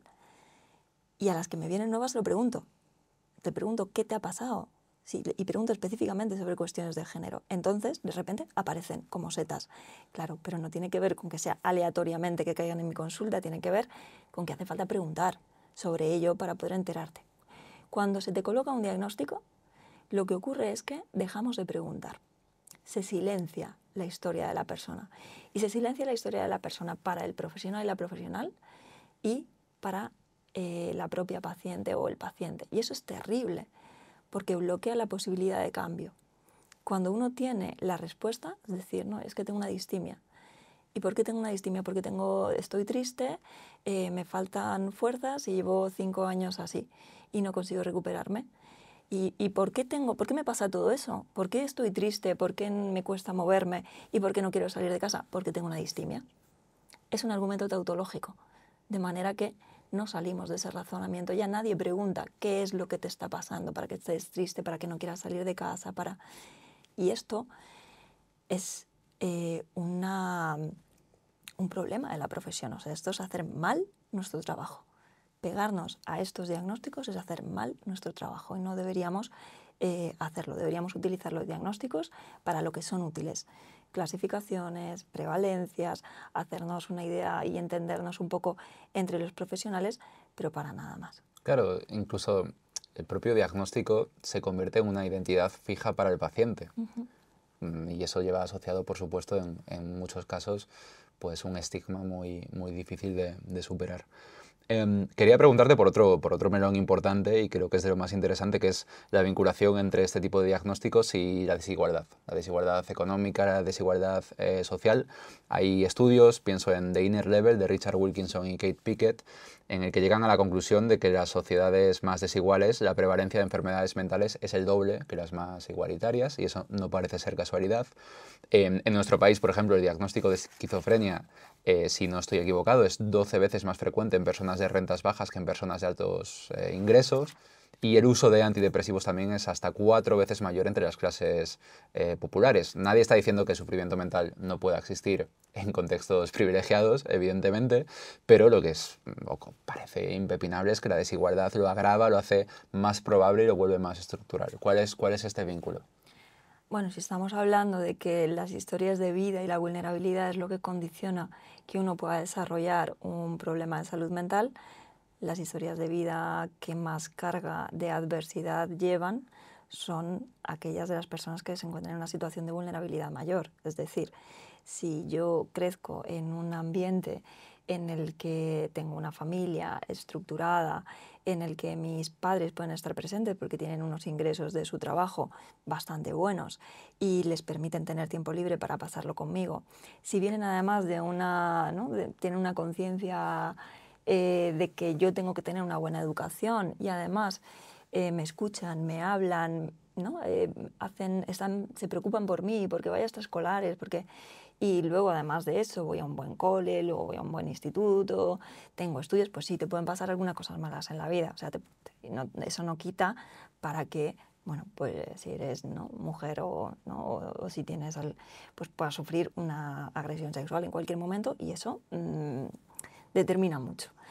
Ahora, las probabilidades de que te pasen cosas malas a lo largo de la vida, si estás en un lugar social u otro, son muy distintas. Entonces, está esta variable de que la acumulación de eventos adversos a lo largo de la vida predice problemas de salud mental, predice que ocurran problemas de salud mental. Y luego está otro fenómeno paralelo que tiene que ver, o otros dos fenómenos, ¿no? Otro fenómeno paralelo sería el de la medicalización de la pobreza. Si lo que estamos diciendo es que cualquier tipo de sufrimiento en este contexto social lo convertimos en un problema médico con un diagnóstico, en un problema psiquiátrico o psicológico con un diagnóstico, pues mucho más probable que la mujer migrante que viene con sus 2 hijos a una casa compartida porque no tiene salario para tener otra cosa, y que su jefe ni siquiera la tiene con contrato, pues es mucho más probable que esta persona tenga síntomas compatibles con ese listado de depresión y ansiedad que una persona que no tenga esas condiciones de vida. De manera que las condiciones de vida adversas y el sufrimiento que producen las condiciones de vida adversas se medicalizan y muchas veces se convierten en diagnósticos y en tratamientos psicológicos o psiquiátricos, ¿no? Y luego estaría un tercer factor que tiene que ver con el estigma y el empobrecimiento de las personas, sobre todo las que tienen un problema grave de salud mental. Es decir, hay parte de ese 12 veces mayor la esquizofrenia en rentas bajas que en rentas altas, que tiene que ver con la propia pobreza que se acentúa cuando tienes un trastorno mental grave. Cuando tienes un diagnóstico de esquizofrenia, lo más probable es que veas tu vida empobrecida y que cobres en el mejor de los casos, muchas veces una pensión no contributiva. No sé cuánto están ahora, ojalá que hayan subido, pero cuando estaba yo trabajando en consulta de salud mental estaban en torno a los 500 euros. 500 euros de ingreso no te permite tener una vida, o sea, desde luego son unos ingresos muy bajos. Tiene que ver esto con la pobreza. En la jerga psiquiátrica, una idea muy habitual que es el del modelo estrés-diátesis y la vulnerabilidad, bueno, la distinción, digamos, entre la vulnerabilidad genética y la vulnerabilidad adquirida, ¿no? Tiene algo que ver, entiendo. Sí, claro, esto que hablábamos de la acumulación de eventos adversos a lo largo de la vida tiene que ver con que es verdad que uno intuimos que de serie, digamos, de nacimiento, ya viene con cierta vulnerabilidad. No sabemos cuánta, intuimos que no es una proporción muy elevada, pero ya tiene una cierta vulnerabilidad. Luego hablamos de una vulnerabilidad adquirida, ¿vale? Esta sería como la vulnerabilidad de nacimiento, y luego habría una vulnerabilidad adquirida, que sí que sabemos que en los primeros años de la infancia y durante la infancia, el hecho de que se produzcan ciertas circunstancias, como por ejemplo una privación de cariño y una privación de atención, falta de comunicación, falta de vínculo, negligencias graves, se produzcan estas situaciones, eso hace que aunque uno a lo largo de la infancia parezca que puede ir tirando para adelante, lo coloca en un lugar de fragilidad, que cuando ocurre una lesión externa, y esto es como una agresión externa, una crisis, que puede ser, por ejemplo, una situación de maltrato laboral, por ejemplo, ¿no? O una situación de ruptura de pareja, ¿vale?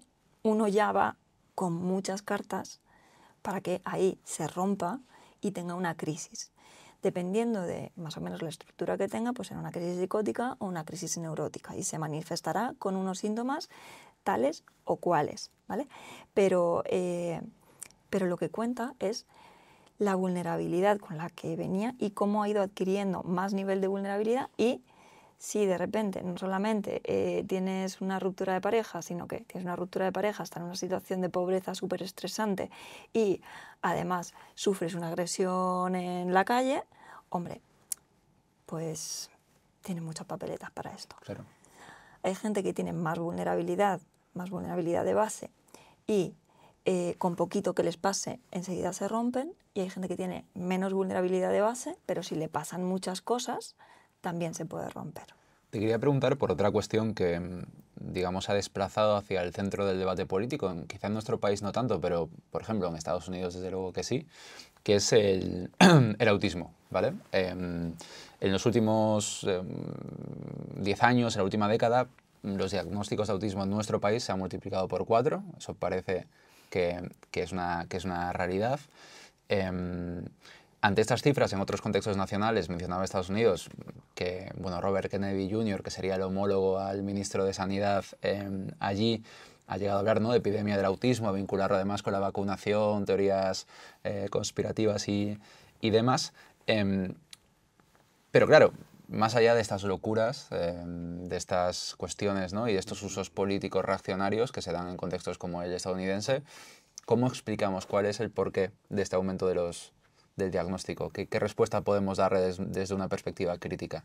Pues en primer lugar te doy la enhorabuena por utilizar el aumento de diagnósticos de autismo, no el aumento del trastorno en sí, porque muchas veces hacemos de repente como este paralelismo de ha aumentado la depresión. No, no ha aumentado la depresión, ha Claro. aumentado el diagnóstico de depresión. Es decir, aquello que desde los profesionales o desde el ámbito técnico estamos identificando como depresión ha aumentado en registros. Eso no quiere decir directamente, no se puede extrapolar a que haya habido un aumento de los síntomas y un aumento de la patología, sino que está habiendo un aumento de los registros, un aumento del diagnóstico. Lo mismo ocurre con el trastorno del espectro autista, que no es autismo, sino trastorno del espectro autista. Digamos que el espectro se ha ampliado. Efectivamente. Caben más cosas, ¿no? Ahora ya no es trastorno autista, ahora es un espectro. Entonces, en un espectro hay cosas más graves y cosas menos graves. Antes solamente estaba lo grave. Históricamente, si no me equivoco, el autismo estaba vinculado, o sea, cuando Hans Asperger, ¿no?, que fue lo vinculó con la esquizofrenia, o que era una especie de... Sí, tenía ciertas similitudes o ciertas conexiones con los síntomas de la psicosis, ¿no?, como una psicosis. Pero eran cuadros graves y cuadros que sobre todo implicaban cierto grado de discapacidad. Ahora mismo lo que estamos viendo es un nivel, ¿no? Si fuera una campana de Gauss, antes se detectaba sobre todo la parte central, que era la más grave, y ahora mismo, como lo hemos convertido en un espectro, cabe toda la campana de Gauss, es decir, las colas también. Aquellas personas con las que coinciden ciertas características que se recogen dentro de las del trastorno del espectro autista, pues se denominan personas con trastorno del espectro autista, ¿vale? Muchas veces se autodiagnostican, así que no son diagnosticados por técnicos, sino que hay un fenómeno también de autodiagnóstico, especialmente de trastorno del espectro autista y de trastorno de déficit de atención y hiperactividad, del TDAH. ¿Por qué ocurre esto así también, ¿no? Porque hay, es una cuestión también como muy fenómeno actual, ¿no? La identificación con un diagnóstico específico con este o con el TDAH. ¿Y qué riesgos conlleva esto?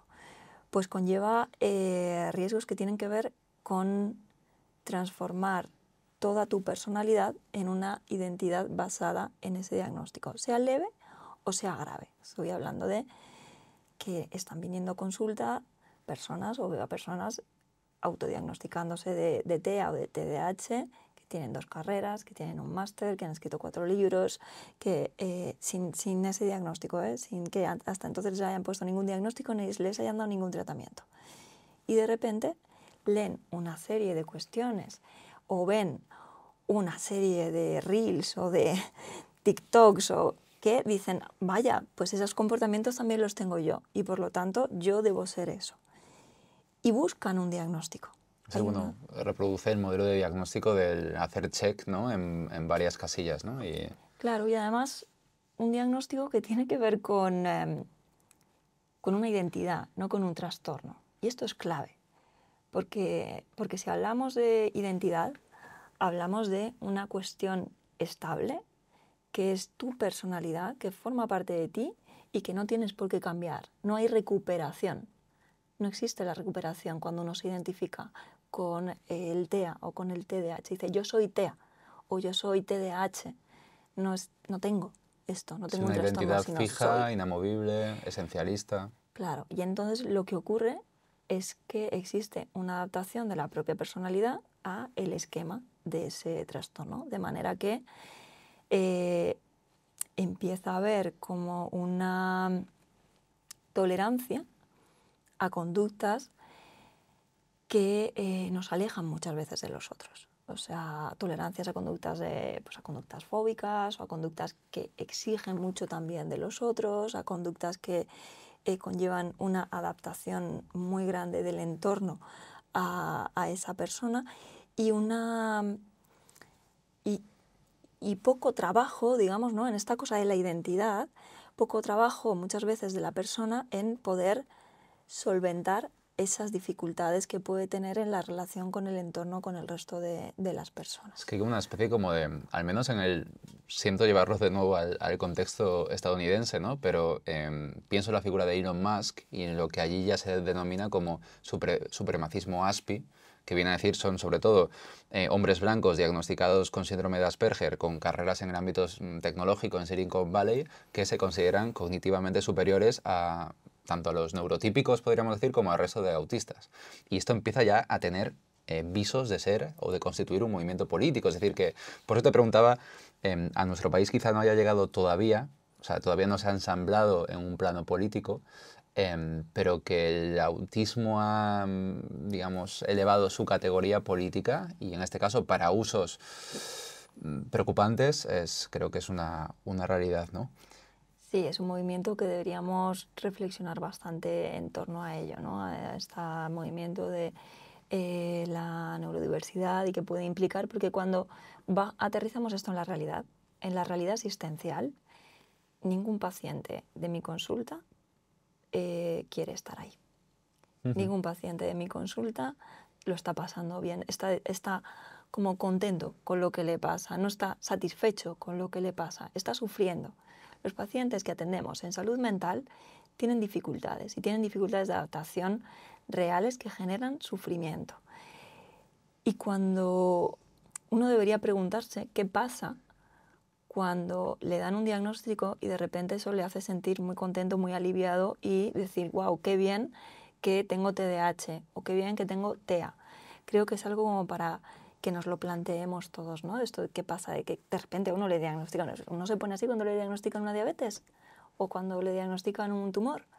No. Entonces, ¿qué es lo que está pasando para que pasemos a romantizar de alguna manera estos diagnósticos? Claro.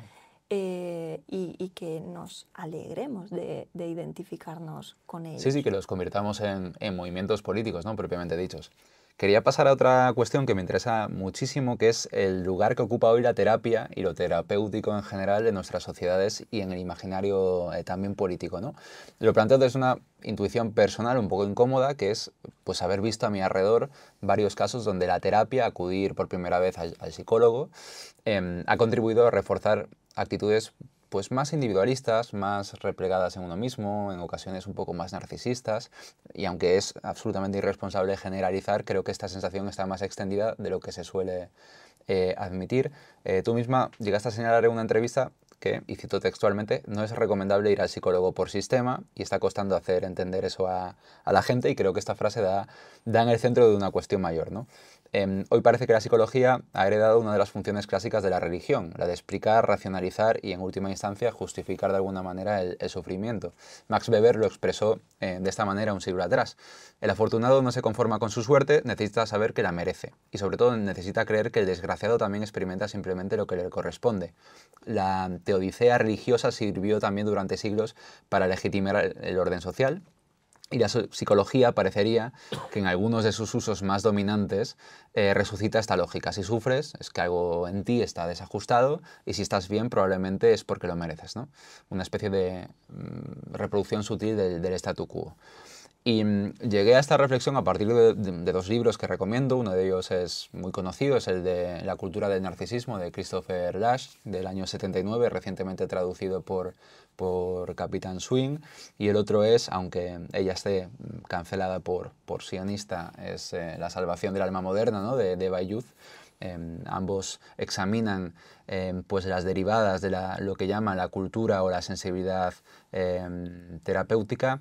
Quería preguntarte, ¿cuál es el papel de la terapia en nuestra sociedad contemporánea es cierto que ha ocupado una mayor centralidad. ¿Qué tiene eso que ver también con el auge de otros discursos y retóricas como la de la autoayuda, la del pensamiento positivo, etcétera?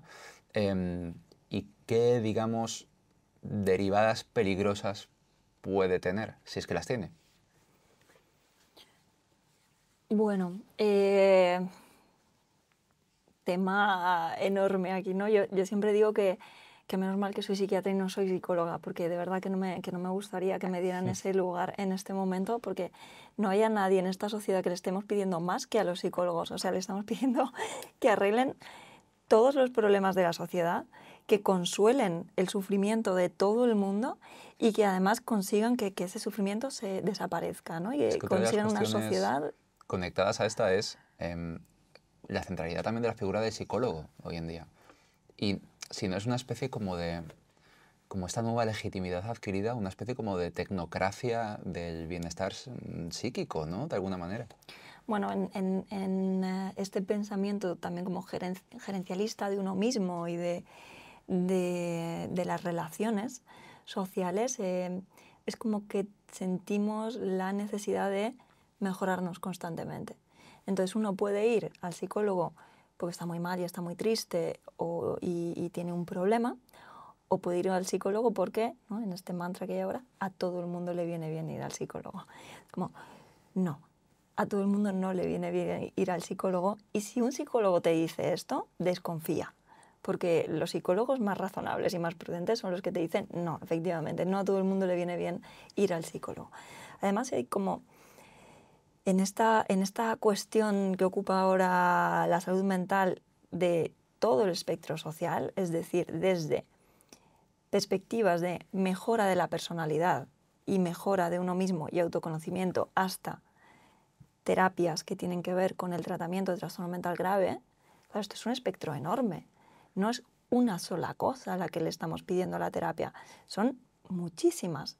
Y a veces pensamos que es todo la misma, pero no. O sea, hay una psicología, podemos decir psicología estética, por llamarlo de alguna manera, que es un objeto de consumo y que tiene que ver con yo voy al psicólogo porque me encuentro en un momento de la vida en el que me quiero pensar mejor. Y quiero ver como qué cuestiones mías pueden estar influyendo en mi conducta o porque tengo ciertos patrones que me pueden estar generando bloqueos o cosas que quiero o no quiero, o quiero poder estar más consciente de mí mismo. Perfecto, maravilloso. Ahora, eso es distinto, insisto, tiene más que ver con el consumo de un producto que puede hacerte mejorar personalmente o que te puede satisfacer, que con la atención a una patología. ¿Vale? Hay que diferenciar estos ámbitos porque la terapia en la atención a la patología es esencial, o sea, es absolutamente central, y tenemos que poder priorizar las intervenciones con trastornos mentales graves que se basan en la psicoterapia. Desde el ámbito asistencial tenemos que poder garantizar que hay una terapia de calidad para las personas que más lo necesitan, que son aquellas que tienen patologías, que tienen problemas de salud mental. Luego hay todo un deseo social de acudir a terapia, que tiene que ver con muchísimas cosas. Tiene que ver con que ahora la salud mental se ha puesto encima de la mesa, tiene que ver con que prácticamente nadie ahora mismo está sano mentalmente, si lo concebimos, como decíamos al principio del podcast, con esa estrechez de miras de la salud, ¿no? Y todo el mundo tiene algo. Y luego tiene que ver también con una sociedad que contiene poco, que está desestructurada, que está desvalida, que está extenuada y que es capaz de dar muy poca contención al sufrimiento que se produce dentro de ella misma por cuestiones propias de la propia comunidad y del vivir, digamos, ¿no? De manera que, quitando esta parte de problemas de salud mental graves que necesitan psicoterapia y que tienen que ser atendidos de una forma con mucha calidad dentro del sistema asistencial, pasamos a todo ese otro espectro en el que todo el mundo está demandando psicoterapia, porque muchas veces cuando uno se encuentra mal, ¿no? Y ¿no? Yo soy Belén y me encuentro mal y te digo, oye Carlos, es que estoy súper mal, es que estoy súper triste, estoy teniendo muchos problemas porque resulta que no me entiendo bien con mis padres y eso ha generado alguna bronca, y además en mi curro pues siento que no me están tratando bien tampoco y no sé, estoy muy triste, estoy muy cansada, no quiero salir de la habitación muchas veces. Ahí puede haber dos respuestas. Una, que Carlos, ¿no?, se haga cargo de lo que le estoy contando y diga, jo, pues vaya faena, ¿quieres que quedemos para hablarlo? ¿Quieres que te acompañe? ¿Quieres que me acerque a tu casa y así puedes salir de casa más fácil? ¿Podemos hacer algo? ¿Podemos reclutar a más gente para poder resolver esto? ¿Hay algo que se pueda hacer con tu trabajo? Vamos a pensar juntos. O te escucho, voy a estar aquí. Puedes hacer eso o puedes decir, jo, pues qué mal que estés así, yo creo que te vendría muy bien ir a terapia. Esta segunda es una respuesta... Una especie de comodín, ¿no? Y es una respuesta que cada vez se da con más frecuencia. Se da con más frecuencia la sensación de desempoderamiento, como si la ciudadanía, los amigos, las comunidades no fuéramos capaces de cuidar, como si no fuéramos capaces de acompañar, como si no fuéramos capaces de escuchar. Ahora de repente la escucha, el cuidado y el acompañamiento se han convertido en técnicas y hay que ser experto en ellas para poder llevarlas a cabo. Esto transcurre paralelo a esta legitimación de la profesión que decíamos, pero una legitimación de la profesión que se ha pasado de frenada. O sea, que es que ahora ya estamos en un nivel de monopolización de capacidades que son consustanciales a las comunidades y al vivir, que tenemos que poder desbancar un poco eso y devolver las capacidades de cuidado y acompañamiento a las comunidades, a la gente. Esto está ocurriendo mucho con la infancia y la adolescencia, en la que parece que hay que instruir desde las escuelas o desde los profesionales psicólogos o psiquiatras, hay que instruir en la gestión de las emociones y hay que dar como toda una especie de asignatura de cómo manejarse emocionalmente en la vida, cómo identificar los problemas de salud mental y cómo abordarlos. Y es como, oye, esto en realidad es algo que forma parte de ser persona, esto forma parte de cómo uno se relaciona con los demás, cómo uno interactúa, cómo resuelve los conflictos, cómo se acompaña con otros y aprende a que pues a lo mejor la violencia no es el mecanismo que más le beneficia para encontrarse con otros y son otra serie de cuestiones, ¿no? Y esto, que formaba parte antes de las comunidades y el devenir de las vidas, de repente se ha convertido en algo que solamente pueden hacer expertos. Pues hombre, yo creo que tenemos una sociedad capaz de cuidar, capaz de acompañar y que somos capaces de hacerlo. Y si no podemos hacerlo por cuestiones estructurales, como por ejemplo que no tenemos tiempo porque estamos trabajando todo el día o porque estamos muy cansados o porque no tenemos conciliación o por la cuestión que sea, tenemos que exigir las estructuras que nos permitan seguir haciendo las funciones de comunidad, porque esas no las podemos delegar en los psicólogos y en los psiquiatras y en los expertos de salud mental. No podemos y no debemos hacerlo. Dos citas para acompañar esta respuesta que ha sido fantástica. La primera de Christopher Lask. Dice Lask que, y cito, la cultura terapéutica está demasiado centrada en la satisfacción inmediata, demasiado cerrada sobre las necesidades emocionales del paciente, como para alentar cualquier forma de compromiso que trascienda el yo. No se alienta a nadie a subordinar sus intereses a los de los demás. La terapia, en su forma dominante, no enseña a querer o a desear, enseña a gestionarse a uno mismo. Youth, que no habla de cultura terapéutica, sino de narrativa terapéutica, dice que la narrativa terapéutica ha banalizado la experiencia de sufrimiento, lo ha privatizado, lo ha convertido en una fase del desarrollo personal, en un síntoma de emociones mal reguladas o en el efecto de una infancia imperfecta. Pero lo que ha hecho sobre todo es borrar la pregunta perturbadora: ¿por qué sufren los inocentes y prosperan los culpables? Quedan muchas cosas en el tintero, hablar de nuevas etiquetas como la ansiedad climática o ecoansiedad. Se llega a hablar ahora incluso de AI anxiety, ¿no? La ansiedad ante la inteligencia artificial, la ansiedad también que experimentamos o el malestar ante pues, sucesos tan terribles como el genocidio del pueblo palestino. Son cuestiones que no tenemos tiempo para abordar, porque quería cerrar esta conversación con tu papel como comisionada. Llevas más de un año largo en el puesto y quería preguntarte cuáles son los objetivos como comisionada, cómo es la entrada desde el conocimiento técnico, ¿no? a la vida política e institucional, y cuestiones más específicas que me interesan mucho y de las que has hablado en alguna ocasión, en alguna entrevista, como el plan de prescripción, ¿no? Bueno, cuéntanos un poco. voy a intentar unirte las dos cuestiones que has hablado de la ecoansiedad y de la ansiedad, etcétera, con mi Genial. papel como comisionada, ¿no? Venga. Me parece que nada nos ha robado más lenguaje que la palabra ansiedad. O sea, creo que la palabra ansiedad ha venido a sustituir una serie de conceptos que antes utilizábamos y que servían para describir qué es lo que sentíamos y cómo nos sentíamos con respecto al mundo, que creo que es una pérdida espectacular.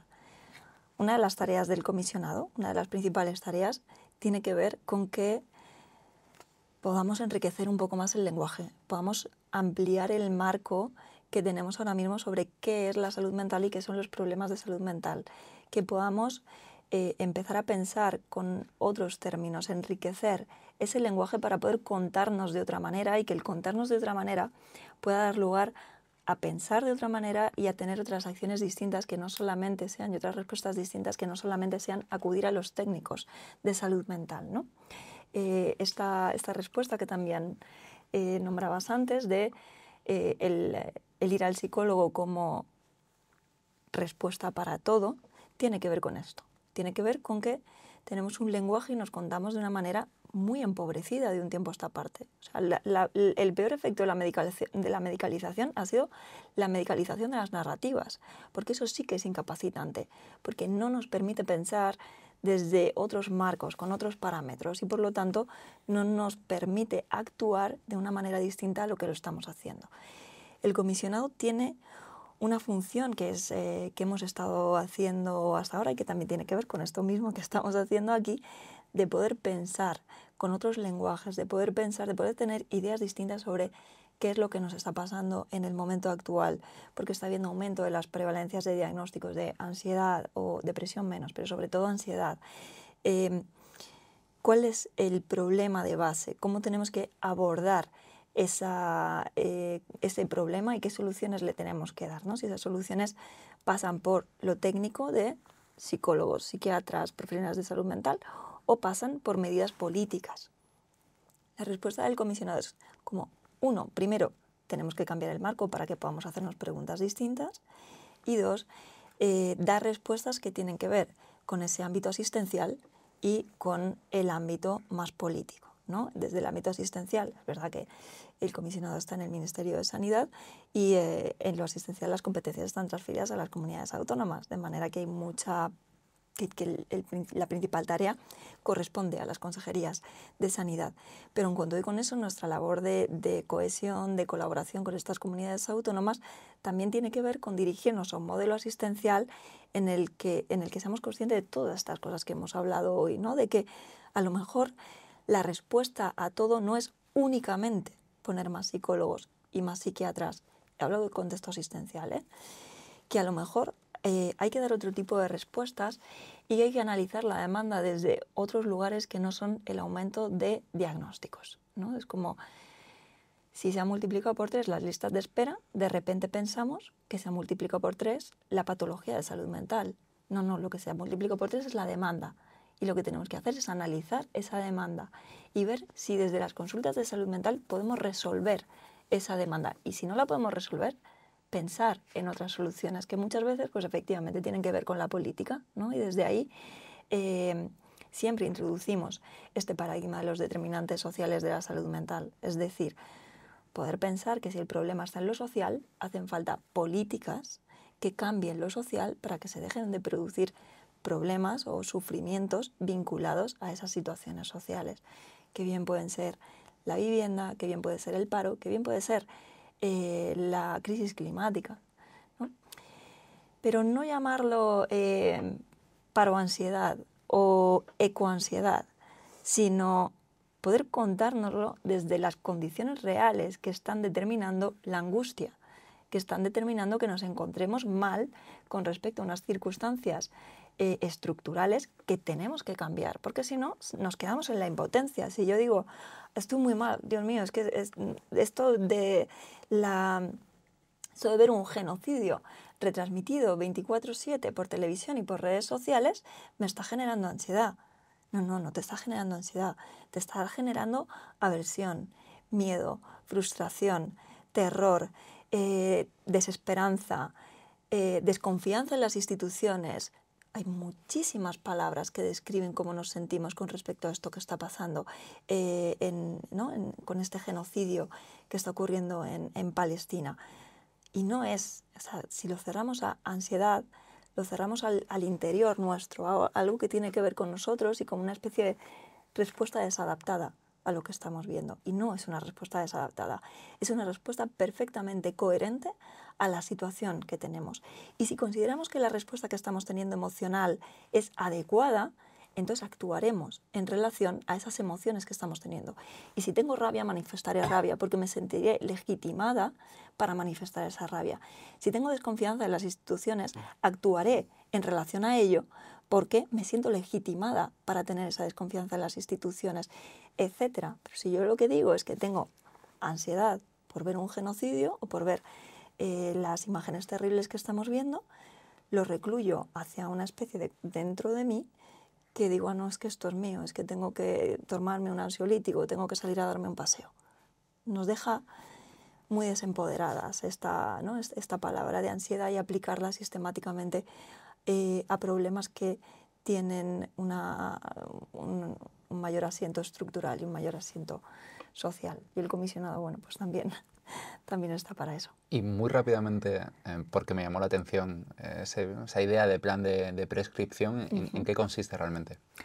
Pues el plan de prescripción es como una cosa que llama mucho la atención, pero que yo estoy también escandalizada porque ya ha generado la atención la etiqueta, que es no comprenderla al instante, básicamente, pero... O sea, es como la palabra lo dice, de prescripción es retirar fármacos. Ya está, es fácil. Y forma parte de una prescripción racional, es decir, en una prescripción normal y corriente, tú pones el fármaco, sigues el fármaco y si no funciona o si tiene efectos secundarios malos, retiras el fármaco. Y son 3 partes que forman, o sea, que son muy lógicas dentro de cualquier ejercicio clínico. Bueno, pues la última parte, la de prescripción, es la que menos desarrollada está. Es decir, quitar pastillas por lo que sea, pues no está tan estudiado por la industria farmacéutica y no está tan estudiado en estudios clínicos, ¿no? Entonces es sobre lo que menos evidencia tenemos y sobre lo que menos nos preocupamos relativamente, ¿no? Porque es sobre lo que menos conocimiento se genera. Intereses económicos, bueno, pues por muchas variables, ¿no? Entonces nosotros lo que hacemos es entender que los psicofármacos, que son sustancias psicoactivas, cuando se tienen durante mucho tiempo, están prescritos durante mucho tiempo, muchas veces sin indicación, bueno, como la persona está bien, pues lo dejo estar ahí. Porque además lo que estamos viendo es que si un antidepresivo que lleva puesto 20 años en una señora de 60 años, esto no es nada raro, un antidepresivo durante 20 años en una señora de 60, cuando voy a quitar ese antidepresivo, wow, de repente tiene un efecto de abstinencia espectacular. Y como nunca antes lo había intentado quitar, pues nunca antes me había dado cuenta. Pero ahora sí que se está empezando a ver con más frecuencia que sobre todo el uso prolongado de antidepresivos genera abstinencias en la retirada. Entonces lo que pedimos y en lo que estamos trabajando es en una mayor evidencia científica y en guías clínicas que facilitan la retirada de estos psicofármacos de una manera prudente y de acuerdo con unos parámetros muy estrictos para que no generen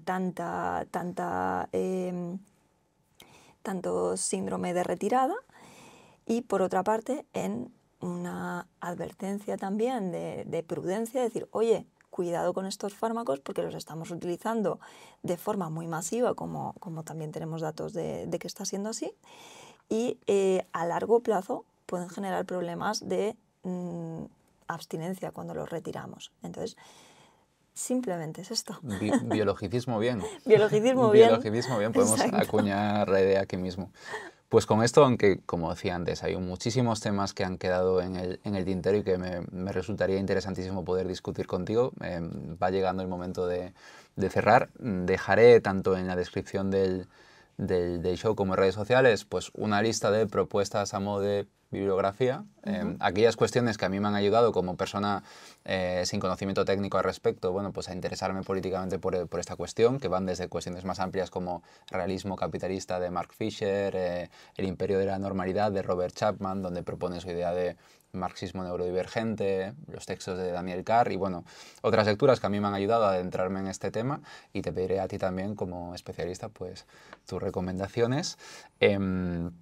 Y como digo, pues esta conversación de casi 2 horas, de aquí extraigo pues una conclusión, que la salida de esta situación, de este malestar generalizado, no vendrá únicamente de aumentar el número de psicólogos en los servicios públicos, ni de perfeccionar los programas de prevención del suicidio, por ejemplo, aunque ambas cosas sean, por supuesto, tremendamente necesarias, porque el malestar generalizado no puede abordarse solo desde la atención individualizada y requiere actuar sobre las condiciones estructurales de trabajo, formal e informal, ampliar los derechos de subsistencia y garantizar todo aquello que nos permite colectivamente imaginar un futuro. Lo que amortigua el estrés o la angustia, ¿no? Como decía Belén antes, no es tanto una pastilla como el derecho a la vivienda, a una alimentación sana y suficiente, al tiempo, a la posibilidad de decir que no a muchísimas tantas otras cosas, ¿no? Una lucha por la salud mental que se limite al acceso a terapias corre el riesgo de reforzar un modelo privatizado del sufrimiento y de patologizar, paradójicamente, las emociones que a veces necesitamos para movilizarnos, la tristeza, la rabia, la angustia. Afectos que, si se politizan, al menos dicen algunos, pueden convertirse en fuerza transformadora. En su Historia de la Sexualidad, Foucault escribió que la psicología, la disciplina psicológica, inventó una clase diferente de placer, el placer de conocer la verdad del placer, de descubrirla y exponerla. En parte, esa es la promesa de la salud mental contemporánea o de sus discursos dominantes, que si nos conocemos mejor, sufriremos menos. Pero tal vez no se trata solo de comprender el malestar, sino de negarse a sostenerlo. Se trata así de no resignarse a habitar lo que Belén Gopegui llama la región gris de la vida. Esa zona de la vida donde no pasa nada espectacular, donde todo es rutina, donde todo es contención, repetición. Esa zona que se parece a los días laborales, a la espera sin milagros. Y sin embargo, también ahí se juega la política de nuestro tiempo. Gopegui propone una consigna mínima pero poderosa. No soportar la región gris. Es decir, no soportar de no sostenerla, no ser el soporte pasivo de un mundo que anestesia el deseo y la invocación de otros mundos posibles. Quizá la verdadera respuesta no sea más salud mental, sino menos razones para perderla. Quizá no haya mejor antidepresivo, a veces, que un futuro, uno que merezca la pena ser vivido. Y en esa tarea está margen de maniobra. Gracias, Belén. Nos seguimos escuchando. Gracias.